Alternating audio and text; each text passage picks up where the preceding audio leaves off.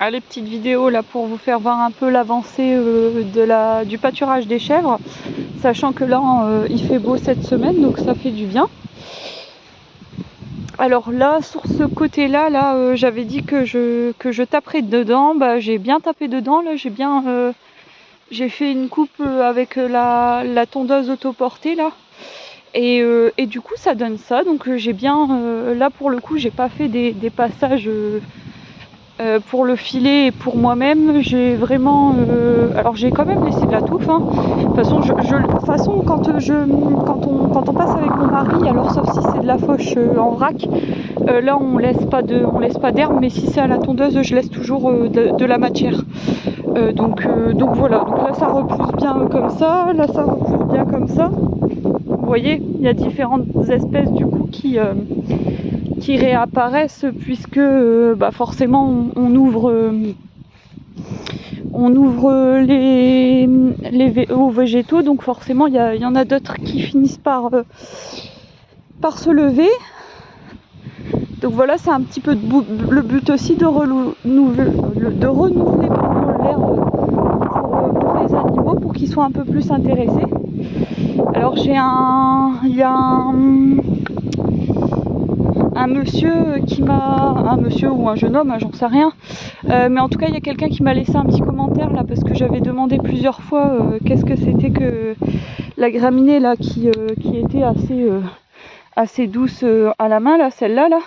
Apparemment c'est une Hulk velours, je crois. Enfin il l'a marqué dans le commentaire de la dernière vidéo là, celle juste avant là où j'ai marqué météo de merde quoi. Et en fait ouais, donc c'est Hulk velours. Et du coup j'ai fait des recherches un petit peu là-dessus. Donc là elles ont bien mangé ce côté là. On va aller voir un petit peu. Là ça repousse déjà là-dessus. Alors ça repousse déjà très très vite, hein. Les chèvres sont passées il y a moins d'une semaine et ça se redresse déjà bien partout par là et ça repousse, vous voyez même mes zones de tonte là. Les zones de tonte, je suis passée juste derrière les chèvres, ça fait 4 jours, ça repousse déjà quoi. Donc voilà, donc là sur ces parcelles là, franchement elles ont super bien consommé. Et du coup je vais juste me faire des couloirs d'accès pour replacer le filet dans un mois. Vous voyez là j'ai laissé 2 piquets parce que c'était mon filet qui coupait la parcelle là. Donc là en fait avec la tondeuse autoportée je vais tailler et puis comme ça je pourrai replacer mon filet. Mais sinon c'est bien, si je me rapproche un petit peu, vous voyez il y a des végétaux là qui sont bien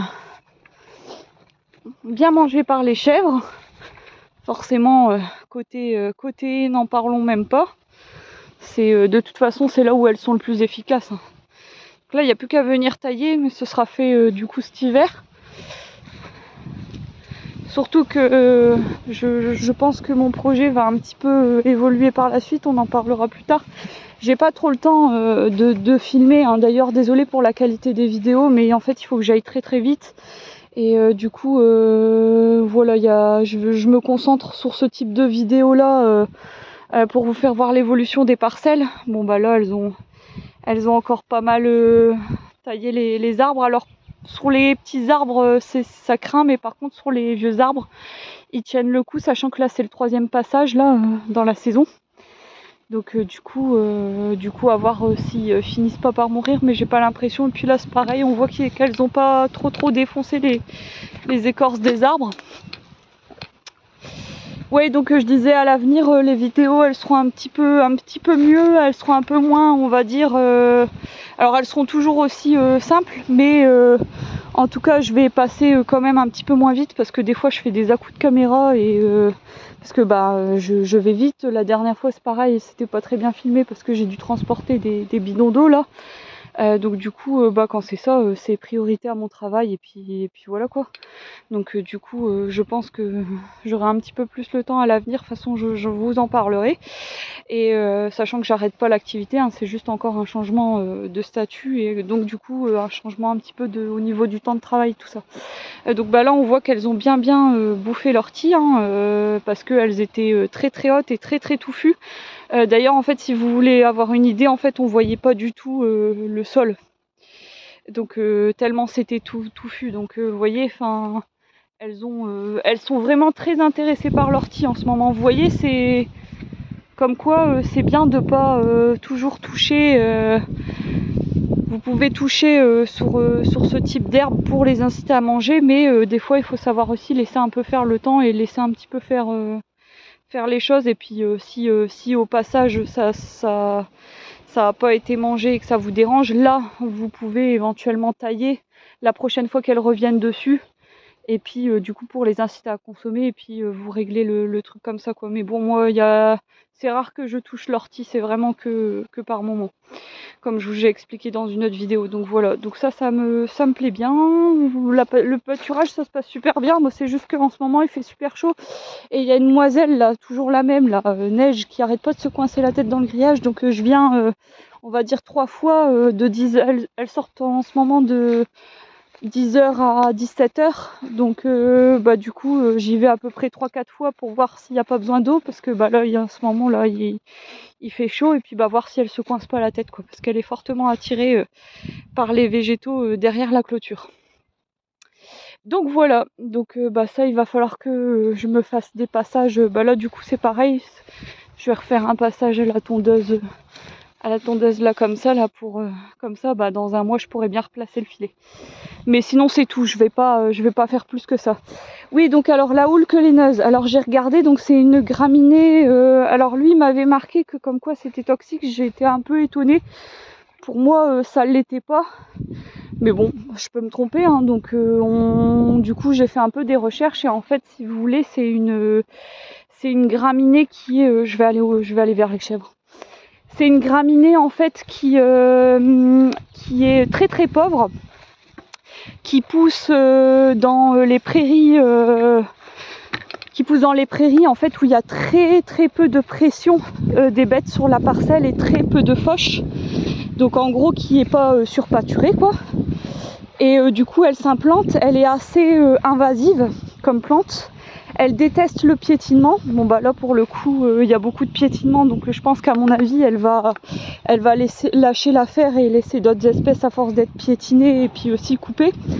Et en fait avant c'était beaucoup utilisé pour fourrage, quoi, comme fourrage à pâturer et à faucher. Sachant qu'elle fait beaucoup de masse, mais elle a été boudée par les éleveurs parce que très pauvre, quoi, elle a pas beaucoup de... Elle est pas riche, quoi, donc du coup ça intéresse un peu moins les éleveurs, et donc du coup à force si vous voulez elle était moins présente dans les prairies, et du coup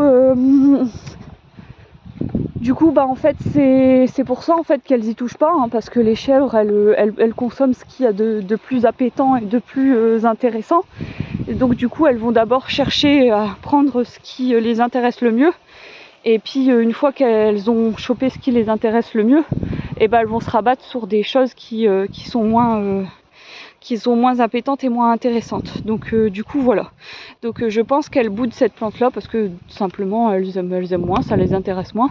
Alors sachant que c'est une plante qui se consomme très bien par le bétail quand elle est du coup en début de stade, parce que la plante en début de stade c'est là où elle a le plus de... comment dire, enfin elle est moins pauvre, c'est là où elle est le plus riche, hein, vu qu'elle est en croissance. Et après quand elle fait de la fleur et de la graine, c'est là où elle est le plus pauvre, parce que elle a fini sa croissance, elle a fini de se développer, et donc du coup elle dégage moins d'azote et ce qui s'ensuit, quoi. Donc du coup elle est très appréciée en début de saison, et si elle pousse et qu'elle fait son stade de graines, et du coup elle est plus pauvre, et du coup les animaux la délaissent. Donc il faut voilà, donc RAS, quoi. Moi cette plante là m'intéresse. C'est juste que voilà, au niveau du pâturage il faut que je sois façon plus court, hein. Je l'ai déjà dit dans d'autres vidéos, je suis pas en surpâturage, donc ça c'est très bien, mais je vais pas assez vite et elle consomme pas assez vite sur les parcelles. Donc là on voit il y a encore de la matière, hein. Là elles vont faire toute la journée là-dessus, et là je vais préparer du coup la prochaine, sachant qu'elles ont déjà été sur celle-ci.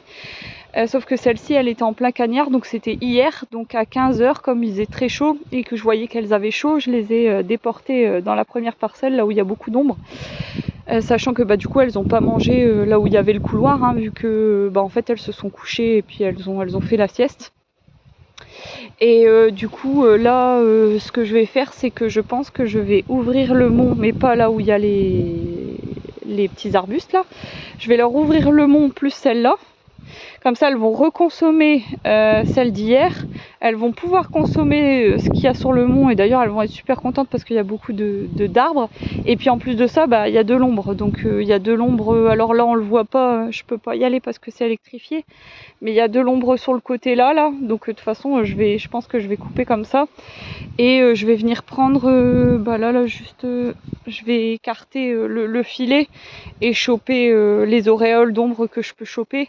Et puis après, elles sortiront de ce côté-là. Donc voilà, il faut que je vois comment je place mon filet. Est-ce que je chope juste ce côté-là d'abord et le mont plus tard, ou est-ce que je chope le mont sur celle-là, ou est-ce que je chope le mont sur celle-là? Je sais pas encore trop ce que je vais faire, je vais regarder, mais en tout cas je vais essayer de rechoper de l'ombre parce qu'en plus demain c'est la journée la plus chaude. Donc alors là elles sont en plein cagnard, sauf que y a la protection des haies là où elles peuvent se mettre légèrement contre la haie, mais il y a aussi ce gros arbre là, on le voit pas là, mais là il y a une zone d'ombre là avant, juste après il y a le filet, mais je l'ai bien mis après, j'ai contré un bon 2-3 mètres et je l'ai bien mis après, et puis du coup elles ont une grosse surface d'ombre, donc si elles veulent elles peuvent se reposer. Puis là-bas j'ai regardé, elles ont pas... De toute façon, quand vous voyez qu'une chèvre a chaud, en fait, si vous voulez, elle va arrêter de consommer l'herbe. Donc déjà là, elle consomme l'herbe, donc RAS. Elles vont avoir tendance forcément à râler ou à être très très penauds. Et souvent, en fait, elles respirent par la bouche. Donc comme si elles étaient fort essoufflées, ça fait comme un chien un peu qui respire, ça fait comme ça, et puis avec la bouche ouverte quoi. Donc là c'est pas le cas, hein. On voit qu'elles sont bien en forme, qu'il n'y a pas de soucis, hein. Elles me râlent pas après, elles mangent tranquille, et puis elles sont pas en difficulté, mais ouais, sinon en général quand elles ont chaud elles respirent assez fort et la bouche ouverte quoi. Donc voilà. Je vais aller resservir de l'eau parce que là j'ai l'impression qu'il n'y en a plus. Je vais vous laisser, comme ça je vais choper en même temps le filet. Et puis voilà. Et puis voilà.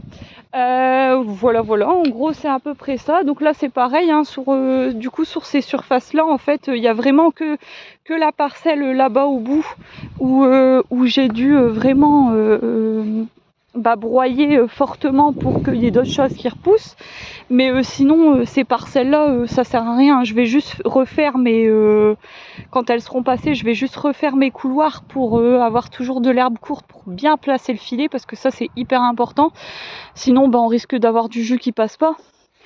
Et puis toujours mes couloirs d'accès si j'en ai besoin. Là j'en ai moins besoin parce que ça va moins pousser vite normalement. Et puis y a mes couloirs que j'ai fait, normalement ça devrait déjà tenir, donc je pense pas que je vais m'en refaire, c'est plus pour mes filets. Donc voilà. Sinon niveau élevage ça se passe super bien, j'ai pas eu de diarrhée du tout de la saison, sauf une fois. Sinon j'en ai pas eu du tout, c'était une jeune de 2 ans. Alors je dis une jeune de 2 ans parce que moi je les mets à la repro, elles font leur jeune à 2 ans pile poil. La première année elles vont pas à la repro, chez moi je les laisse se développer. Et du coup, ouais, il y en a une qui a eu de la diarrhée, mais sinon ça a duré quoi? Ça a duré 2 jours et puis sinon c'était tout. Sinon pas eu de diarrhée depuis, donc ça c'est chouette quoi. Pareil niveau des parasites, j'ai rien du tout. Donc voilà, je vous laisse, je vous filmerai la suite du pâturage plus tard. Et je vais faire une petite vidéo aussi sur les poules parce que j'en ai une qui couve là. Voilà, allez, à plus.